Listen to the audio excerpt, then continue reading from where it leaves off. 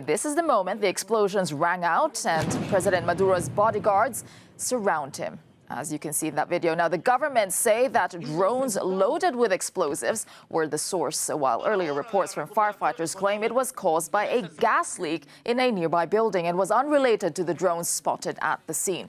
Well, 7 people were reportedly injured in the incident, and images have emerged as well of soldiers in formation, but after they heard that blast, breaking rank, as you see there, and fleeing chaotically. There are now fears that whatever was behind the incident, the Venezuelan government will use it to justify further crackdowns on the opposition. The Interior Minister, Nestor Reverol, says, in fact, they've made 6 arrests since it took place.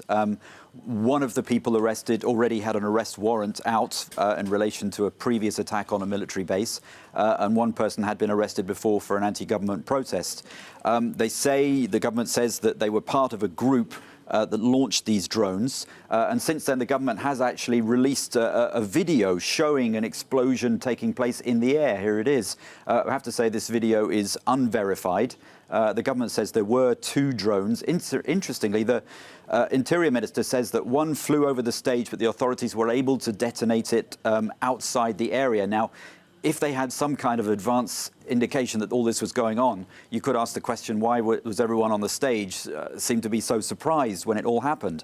The government says then the second drone went into a nearby block of flats. But as you've said, there have been reports quoting firefighters, notably from the Associated Press, saying that this was a gas explosion. We've seen the images of a burnt-out flat.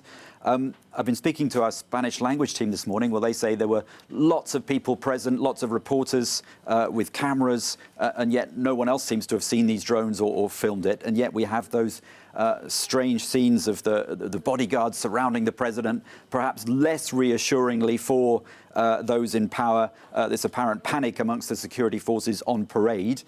We've had this claim of responsibility on social media from a group called the National Movement of Soldiers in T-shirts. It's all very bizarre. There's no evidence behind it or any detail about that group. But the government says there is an investigation underway. Maduro has been very quick to accuse his enemies of being behind this. He's accused the far right in Venezuela, as well as Colombia and the United States. In particular, he singles out the outgoing Colombian president, Juan Manuel Santos.